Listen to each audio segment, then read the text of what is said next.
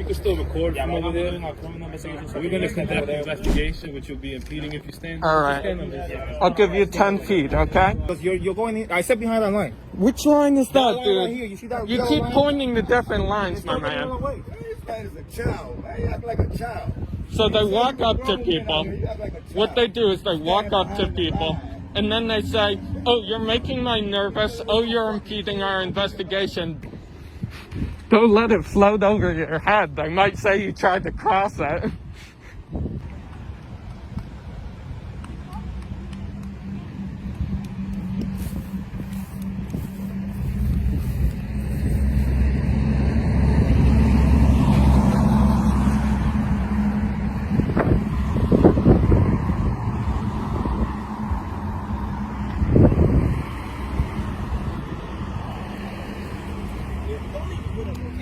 So in Washington, D.C., April 27th, 2020, a citizen filming a suspicious crash between an MPD cruiser and a civilian vehicle was ordered to back off repeatedly while standing on public property. The officer involved, Joshua Wilson, District 4, who later turned out to be named in a sexual assault lawsuit by the ACLU. Why was a passenger being ordered to show ID? And why was the camera seen as the bigger threat than the collision itself? This is right, refusal. Today we break down this intense moment of escalation, accountability, and power. Thanks to Accountability Media for documenting this. Make sure to follow and support their channel as well.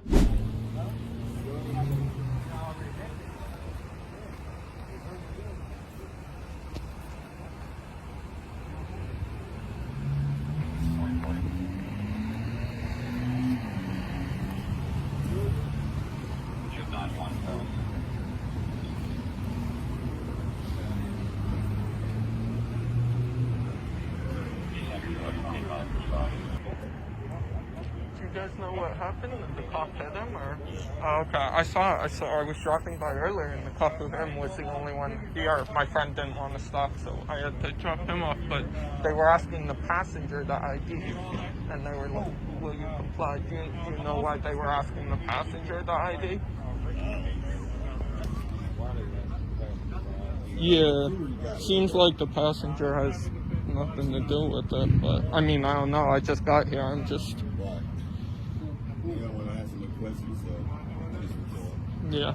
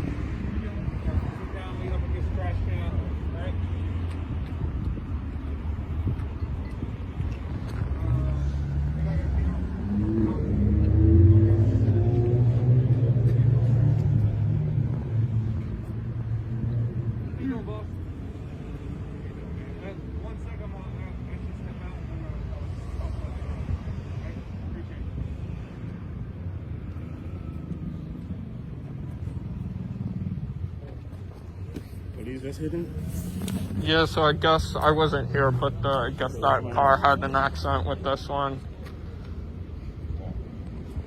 I don't know if anything else happened because they were asking the passenger the ID earlier. I don't know why.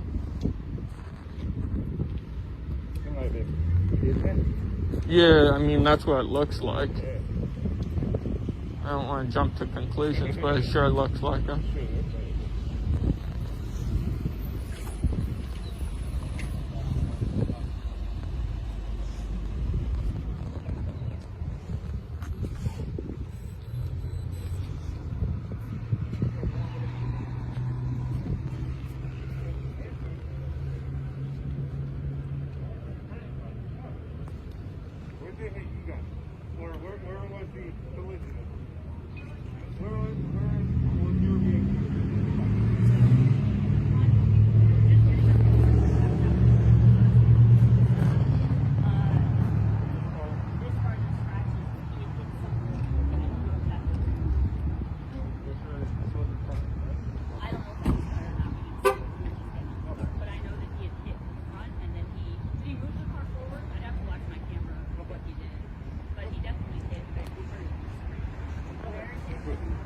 So the officers sound like they're claiming that they hit the front of the police car.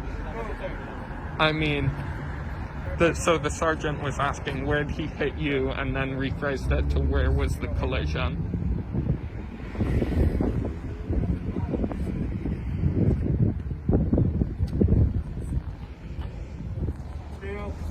I think there's like 4, maybe 5 tapes. Whatever CCs I dropped off.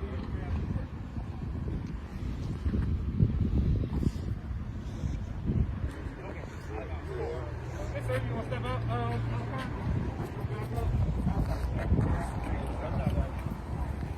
Watch the door behind you.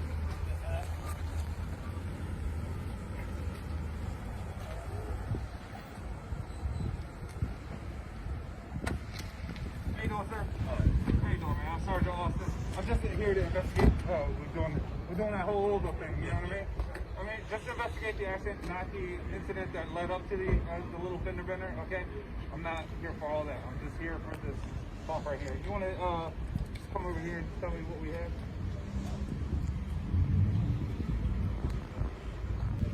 Hey, sir. Do you have a valid transfer vehicle? It is valid. Do you have the actual vehicle? Yes, sir. Insurance is still valid though. They sent you the car, that's the thing.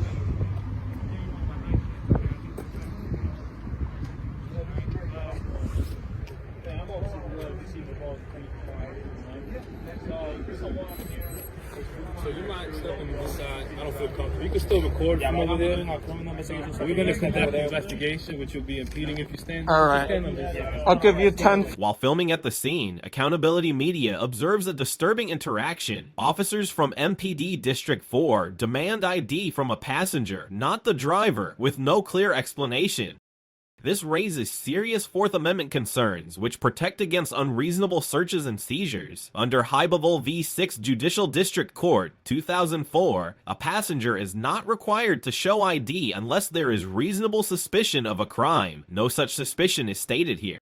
Instead, police appear to shape the narrative, initially saying the car hit them, then correcting to a vague collision. The officer's shift in language suggests possible misconduct or a cover-up attempt. Citizens witnessing traffic stops have First Amendment rights to observe and record public officials without interference. Feet, okay?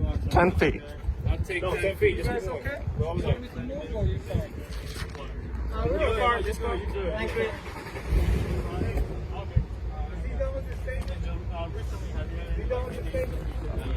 Let him finish his statement. Let him finish his statement before we take it, before any other action is taken. Okay? Please. All right. I appreciate it, guys.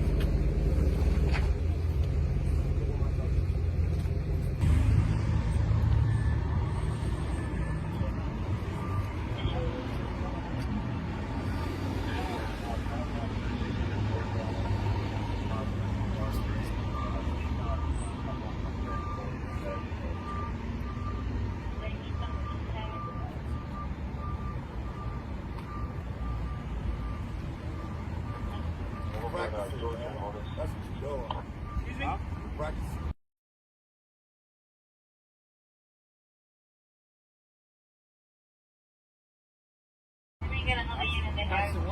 Practice. Figure it out. Practice. You got anything to do with this? Ain't nothing going on. I don't answer questions. Okay, can you step over there, please? Is there something I'm impeding here? There's something that happened, so if you mind step over Am I there. impeding anything here? Yes, right now you are, so I need you to step over there, please. Next time you look, and you can turn the whole car inside down. You'll find nothing. You're practicing. Okay. That's the wrong crew. All right. Remember that. Practice makes perfect. You too. You act like you cool. Let's see which ones is cool and which ones is not. Shut up. You need to get drug tested yourself. Were you both there? Were you in the car? Yeah, I've been gone with Were my you in the child. car? That's Okay. why I'm All right, you involved. need to step over He there. needs to be tested. Crackhead motherfucker. So Barreto is taking the strategy of walking up to people, then telling them I'm they're telling you to go over impeding. there. Now I'm gonna tell you, go over there. You can recall. Dude, I'm not in the way of Go anything. over there. Now I'm gonna tell you, go over there. You can record all you want. You see that line right here? That's not a lawful You saw that order. right? You see that line right there? You can record Yeah, all you want. keep backing me up and then saying I'm making you nervous. Hey, behind the line. You can record all you want behind the line. All right. Because you're going in. I said behind that line. Which line is that, That line dude? right here. You see that You yellow keep line? pointing to different lines, my Don't get in man. the way. This man is a child, man. You act like a child. So they walk up to people. You act like a child. What they do is they walk up to people, and then they say, oh, you're making me nervous. Oh, you're impeding our investigation. Back up however far. And then, if you comply, then they ask you up to back up some more. This is ridiculous. That's the wrong route, buddy.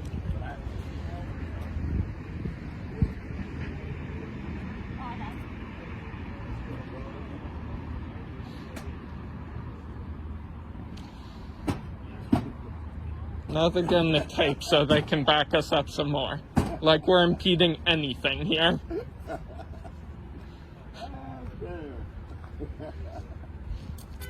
These lines do not cross. If you do, you go to jail. Yep. Okay. Shows how much of a child you two mother. I'm not gonna The call my only two dad. of the whole crew acting like mother crew. Everybody else act like gentlemen. You two mother like kids.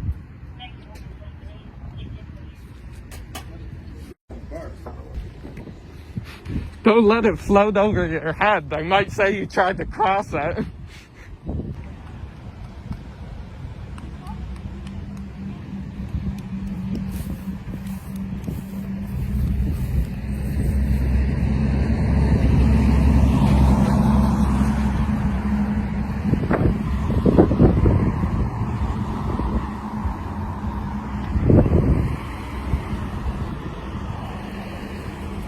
Don't make me put up more tape. Don't make me put up more tape. Dude, I'm on the sidewalk. You got nothing to do with this, and you will come over here and be nosy for no reason. If that's what you think, you can think that, dude. If you think people recording their public servants are being nosy, then, I mean, I don't know what you're doing. Why even take the job?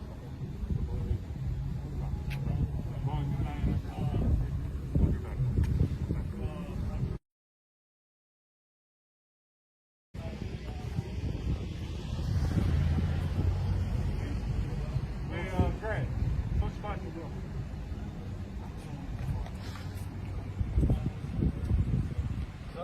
Good choice. You don't need to. You don't turn your back. You don't need to. You don't interfere with you.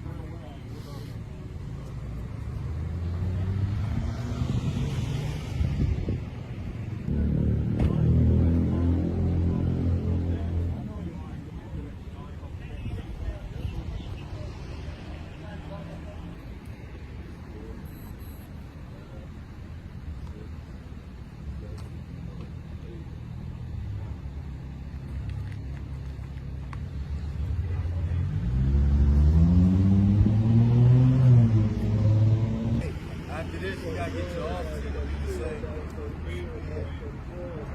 I bet you can't do that. Hey, I bet you your officer can't do that.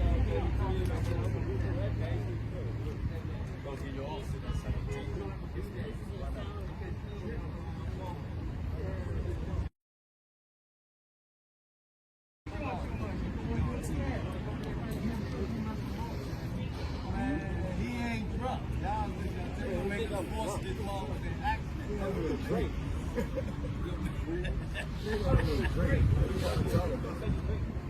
You don't drink, man. Find something else to do, man. Stop blowing the hell, man. He doesn't even drink, man.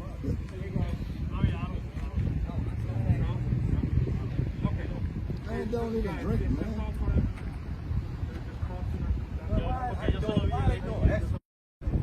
Come on, man. Why don't drink?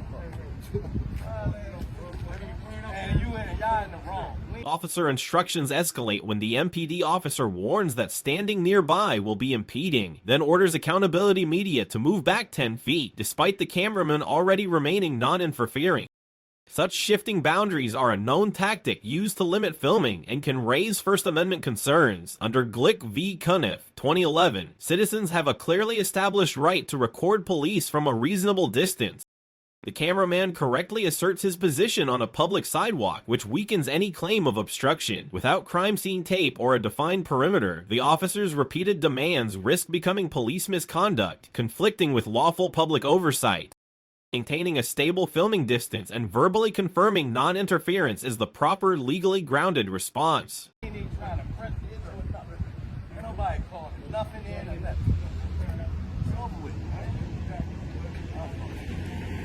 Did they hit you? It sounded like they were trying to claim that you had hit them. Nah, they ran right into us, bro. Okay. They followed us for about 4 blocks. And then when I looked up, boom, we was trying back. We pulled in this way. We pulled up, and we was backing in the park. Boom, ran it right there. Okay. And did anything happen before that? It sounded like the sergeant was saying he was just They dealing. was tagging us because we had left from around here, and they followed us from like 3, And 4, they were 5 just blocks. following They you? just following us. So my nephew noticed that they was following us, so I told him to pull in the 7-Eleven. And when we pulled in, we was about to back up. Boom. Oh, so you were about to back into the parking back in the space. park. They pulled in. Yeah, they pulled and they right hit into you. it. Boom. You know? Well, so why were they asking for your ID when you were in the passenger seat? I saw that when I was driving by, they were asking for your ID and asking if you were going to comply. Do you know why they were doing that? I was like, why do I need my ID? Yeah, you weren't I wasn't driving anything. You weren't driving, yeah. You hit us. Why Did you they asking me for ID? tell you that they suspected you of any crime? No, well, they said it's a traffic stop. They needed my ID. The traffic stop, usually you would only need the driver's ID unless they So, suspect just the to avoid any passenger problems goes. and stuff, I give him my ID. Okay. And that's how Yeah, sometimes it's worth I it just to didn't just. want to drag it along. Yeah. You know, wasn't nothing wrong, so, you know. Of course. They hit us. Yeah. I mean, I didn't know the police lights was on until we was backing up, and they was on the side of the car. Yeah. So you think they turned the lights on after they hit you, or Yes. after they hit Most you? definitely. Yeah. Most definitely. Okay. Most definitely. I don't know if they thought. Do you know anything more about what they claimed happened? How they claimed that you hit them? They said we ran from them from Kennedy Street. Well, if we was running, you was following us for 4 blocks. Why you ain't turn your lights on? Why didn't you turn it? Yeah. You're not You running ain't turn if your you're not lights on until detained. we was parking in the 7-Eleven. Yeah. And that's how it is. Did you want your face redacted, voice changed, or anything like that if I do publish? Man, I don't care. You can go public. I don't Any care chance I nothing can get about a word that. with you, man? I can redact your face. I can change your voice if you need. Yeah. It sounds like so they were doing a field sobriety test on you. Yeah. You were saying you don't even drink. Exactly. So do you know what caused that? He picked me up from down here. Around the corner. It was about 5 blocks down on Kennedy from Street. like 4 blocks of Kennedy Street. Right. He said I didn't use a signal. First they said I left from the scene. Then he said I didn't use my signal. They didn't give me a definite reason why they put me over first. But that's not when they turn their lights on, right? They turned the lights on After as we I'm crashed. reversing into my spot.